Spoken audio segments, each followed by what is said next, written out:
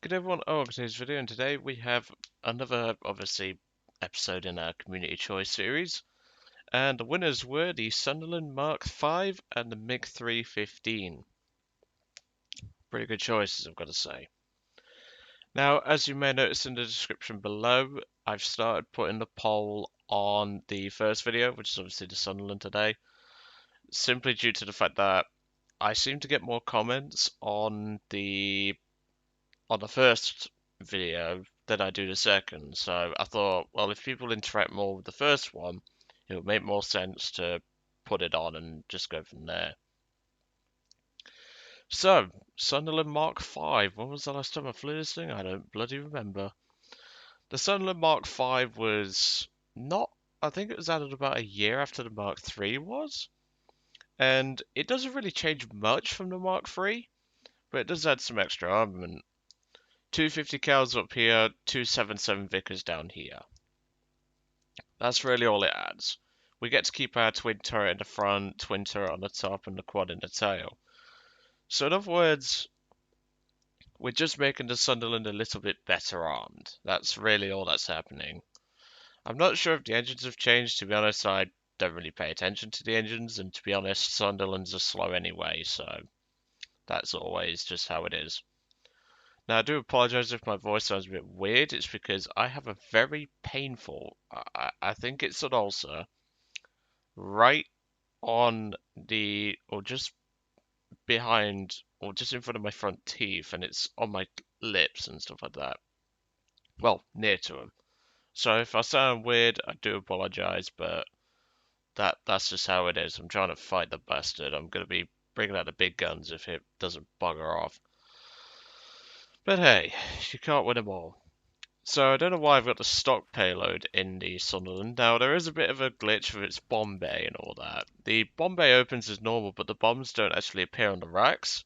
They teleport outside the vehicle and then obviously drop as normal. So other than that, this thing is just a normal Sunderland, so we should be able to have some decent fun with it. So how about we jump in and let's see what we can do in the old Sunderland Mark V. But yes, when the Sunderland Mark V came out, I immediately grinded it and started spading it, and I had a lot of fun because, well, it's a Sunderland. This thing's got insane armament. It's got okay speed for what it is. It ain't got the bomb load, but what it lacks in bomb load, it more than makes up in other areas. I've always said that the Havoc is a great talisman, or like a premium to pick up, but if you don't want to spend your money on a premium, even though the Sunderland is a bit more, I would actually recommend the Mark V. Now the Mark III has a slightly lower BR, which may help those newer players. But for those slightly more experienced players looking for a bit of fun, and obviously this thing's rank 2, this thing might get you a bit further. But anyway, I will see you all in the battle. Well, that took about 12 minutes, something like that. That was an absolute ball ache. And to top it off, I think we're up-tiered. Went downstairs to grab a fucking drink and I whacked my knee on the freaking post because as I go out the man cave, there's obviously the stairs pretty much 2 feet in front of it. Sorry, my legs are hurting. And essentially, I whacked my knee pretty dang hard on it, and fucking hell, that hurt. Just gonna turn down the engine sound. By the way, I have upped the microphone volume a little bit because I had a viewer ask me to do it, even though I personally didn't see an issue, but obviously it's always nice to listen to people. So let me know what you think. Just let me know what you... I don't know what the fuck your problem is, but if you do that again, I will shoot your ass down. Anyway, as I was saying before that dickhead interrupted me. So, I essentially just whacked my knee full force and it fucking hurt, but yeah, whatever. I don't know what this guy's problem is, but I'm watching you, Wazowski. Always watching. But yeah, it's going to be a long flight, so I'm going to cut to the bases. I'll see you all in a couple. Welcome back. We're almost at our base, but unfortunately, it appears we have company. There's a couple of enemy bombers that have flown by. That Beaufort's been spraying it with the friendly SBDs for some reason. And well, Karma's about to strike him. That's why I always go right base on this map in slower bombers, because, well, you're pretty much guaranteed to get your bombs off. Yeah, we've got quite a few 1 and 9s coming in, so we're probably going to have a bad visit from Uncle Jerry. That's for definite. Alright, well, let's get these out. There we go. Yep, here comes the Karma Police. Lovely. Serves you right for being a dickhead. Well, we've done our job. The SBD's diving, as he should. We can't exactly dive because we'll rip our wings off. But we'll see what we can do against 3 enemy fighters. Fun fact, the Sunderland was actually nicknamed the Flying Porcupine because of its defensive armament. I believe the Germans called it that. Yeah, it was a good plane for the time, really. Like, the defensive armament was really to be feared, as you can tell.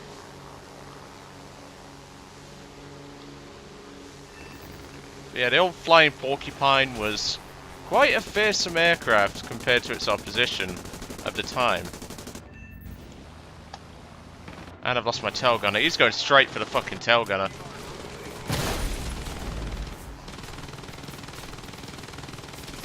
When you have to go full tryhard to take out a Sunderland. Yep, I've got no gunners. Well, I do now. And you're actually coming in to steal it. Hashtag wanker. This is the only problem. Like, you get full uptiered and then you get fucking bounced by pretty much everyone. Well, we ain't getting home, that's for definite. Kill assist on the 109F, but...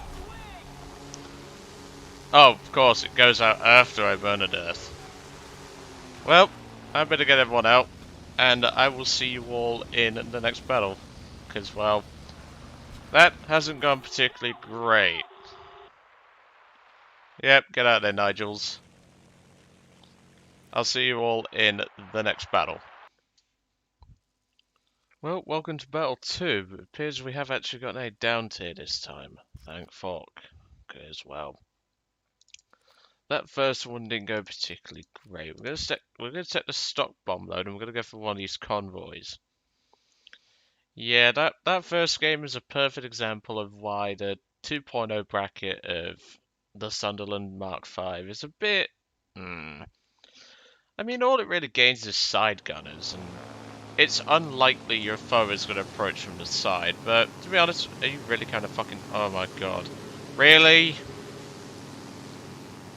God almighty. Anyway, so, as I was saying before I noticed that guy carrying a frickin' torpedo, the thing is about the Sunderland nowadays is that, like, the bomb load is good and stuff like that, but there's just so many planes that can counter it. I mean, as you saw, that F1 just went full tryhard, sniped the tail gunner, and just continued to sit on my ass. And obviously, since this thing has no defensive armament under here, because obviously it's a boat, speaking of that, Gaijin, give more flying boats. But it's just the fact that people are actually flying planes like the F1 because they know they overperform at the BRs that they are, and that's just stupid. I mean, I barely fly the Mk V. I've always preferred the Mk III due to its slightly lower BR. That way you don't be E4s. I mean, it makes sense for this thing to be updated a bit just because of its defensive armament being increased, but I mean, it is only in the side and it has no armor plating. It's like, the Sunderland's not as powerful anymore. Especially with the fact that all cannons basically got buffed, especially E4s. Those cannons are brutal. Let's drop 3 on there. They're only 250 pounders, so I'm not expecting a whole deal of them. But there we go. Right. That looks tasty. Let's go for that. Yeah, as I was saying, about flying boats and stuff like that, I would love to see more flying boats in War Thunder. Like the HU-115, the Italians had some good bombers that were based on float plane designs. They had some really cool aircraft, and it's just all about these modern fucking jets that pretty much no one gives a shit about. And this BR-20 is coming into play. Are you really wanting to play with a Sunderland?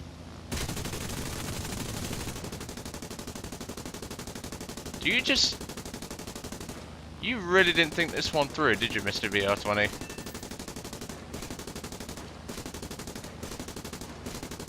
Come on, die. I'm trying not to jam my turret, that's why I'm firing bursts here, folks, so... There we go. Well, I've jammed one of the guns, so I might as well just go all out now. There's the 50s going off. There we go. That should be enough for a BR-20. I mean, it looked like both engines failed, and it just went from there, really. I bet you, though, because, well, he probably's not spade. Oh, there we go.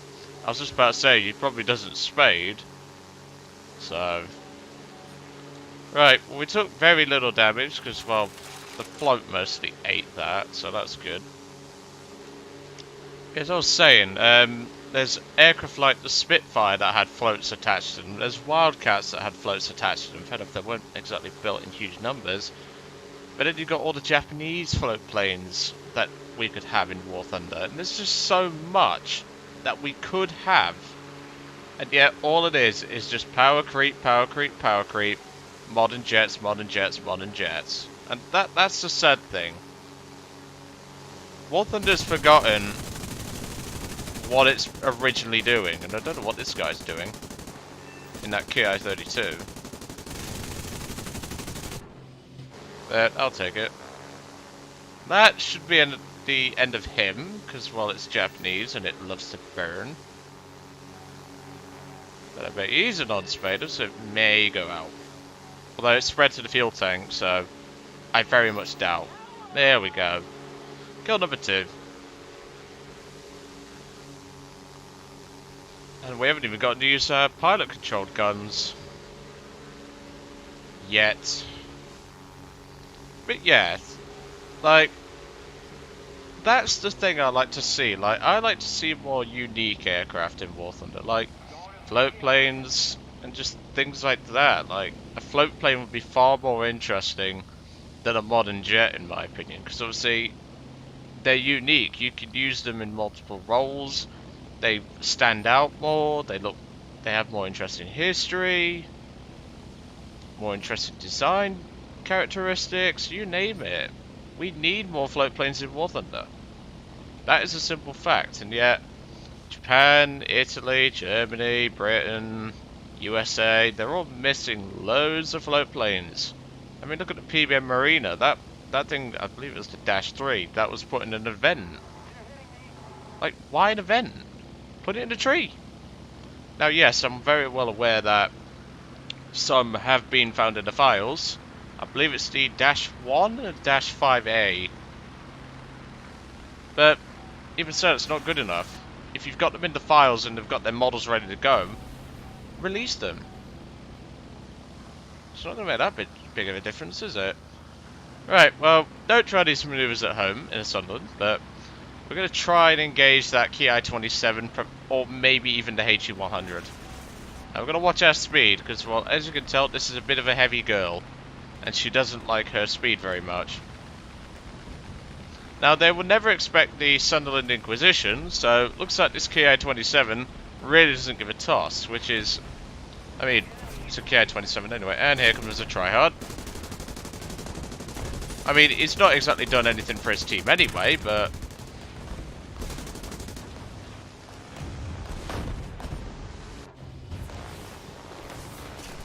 Right, you're just being an annoyance now.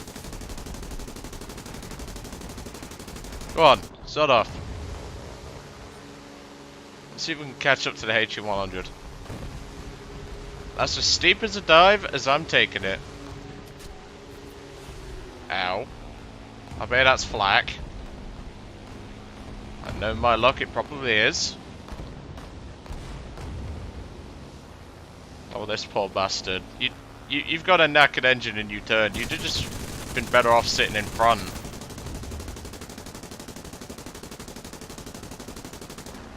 Oh, that's violent. Alright, well, that Ki-27's learned the hard way to not try and intercept a Sunderland. The HE100 is crit, the HE112 is crit, and there we go. That's another kill. Okay, Engine 4 is not liking the fact that we're taking bullets. So, we're going to make our way back to base, but we're going to clean up some ground targets on the way back. But I mean, we're having fun in the old Sunday, so that's always nice. All I'll say is though, like, I've been recording for about half an hour now, so it's going to be a pain in the ass to edit this down, but yeah, whatever. Never mind.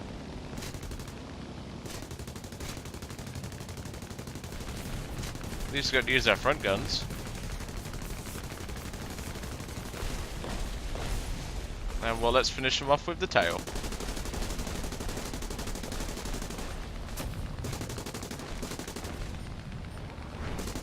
I mean, the Sunderland can fly on 3 engines anyway, so we might as well clean up some ground targets. It'll save me more editing in the long run, because, well, we're hitting ground targets, and you like to get to watch stuff go boom, so what's not to love? But yeah, I really think Geyser needs to focus on float planes and stuff like that. I'm going to use the turret here, because, well, it's easier. I could simply just use I could simply use the nose guns, but nah.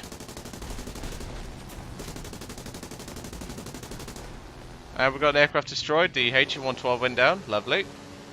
That CW2OP for you is currently clubbing the fuck out the HE112. I believe that's the one that took off from the runway, so we don't really have to worry about him. Okay, now we do, because, well, our CW21 is not killing him fully. Here we go, that's another one. Now we are missing an elevator, so that's why the elevator response is a bit spongy, but yeah, she's British, she'll get him. Are you really coming for me? Like, seriously, you got a freaking flying barrel on your ass, and you choose, oh, I'll engage the Sunderland from the rear. Fuck you, hellfire. I can clearly tell you skipped brain school. Because, well, you're clearly lacking in the fucking brain cells, aren't you? Dumbass. What a fucking idiot. Like, why would you do that? Right, well, now that we've taken even more damage, we're going to make our way back to base. Our crew is wounded. We've got some dead, so, well, unconscious. So, we'll just start heading back to base now. I'll see you all back at base. Well, we don't need to return to base. The CW21 just shot down the Ki-27, so that's always nice.